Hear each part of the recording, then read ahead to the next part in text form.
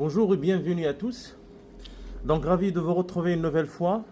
Cette fois-ci, je voudrais passer un message à travers de cette présentation. C'est quoi? Donc il s'agit d'une patiente âgée de 82 ans, donc connue pour hypertension artérielle essentielle, donc sous Amlor depuis 2011. Depuis 2011, elle n'a jamais consulté, donc elle vient aujourd'hui, c'est sa première consultation chez nous, juste pour une douleur thoracique d'allure pariétale, donc l'examen cardiovasculaire, donc l'échocardio sans particularité, sur le plan valvulaire, sur le plan de la cinétique, sur le plan euh, artériel, donc il n'y a pas de problème. Mais je viens de faire l'écho-doppler, j'ai complété par un écho-doppler de transfert aortique, un code sonde systématique lors de la première consultation. Vous voyez, donc je tombe sur une sténose serrée au niveau de la carotide interne gauche, donc à sa portion proximale. Donc voici l'image, vous avez un flux de sténose serré, donc vous avez une vitesse systolique qui atteint 2,2 mètres seconde et vous avez une vitesse diastolique qui atteint 80. Donc il s'agit d'une sténose serrée. Donc on passe, on va voir l'image morphologique au bidimensionnel.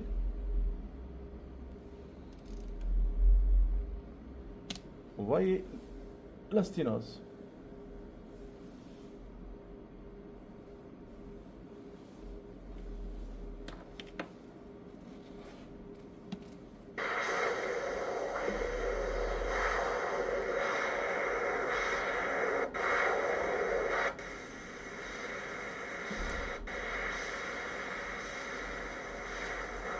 Donc on revient.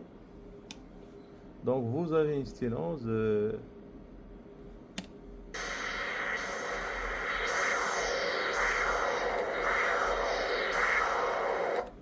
donc une sténose qui dépasse 2 mètres secondes, donc 2,7. Il s'agit d'une sténose serrée.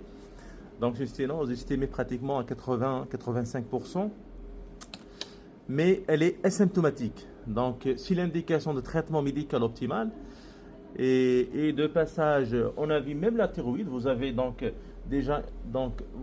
déjà un aspect de thyroïdite. Donc vous avez un aspect de thyroïdite. Donc certes, elle est en hypothyroïdie. Vous voyez l'intérêt de transfert aortique, l'intérêt de Doppler, le code sonde de Doppler transfert aortique chez un patient, surtout lors de la première consultation. Donc le message, donc le traitement ne sera pas le même. Le traitement, ce n'est pas le traitement d'hypertension seul. Et donc on est obligé de mettre un traitement donc actif d'agrégant, traitement anti-agrégant plaquettaire et un traitement à base de statine. Et on va faire une exploration, donc on va l'envoyer donc chez un endocrinologue pour compléter l'exploration de sa thyroïde. Donc on arrive à la fin de cette présentation et j'insiste toujours à faire un bilan cardiovasculaire complet chez un patient lors de la première consultation. Surtout quand il s'agit d'un sujet qui cumule plusieurs facteurs de risque cardiovasculaire, surtout quand il est diabétique, même il faut compléter même un écho-doppler des membres inférieurs, c'est important. Et pour le sujet âgé, il ne faut pas oublier l'aorte, il faut compléter par un coup de sang sur l'aorte abdominale. Il ne faut pas oublier, il faut dépister l'anévrisme de l'aorte abdominale. Donc merci pour votre écoute et à la prochaine fois, Inch'Allah.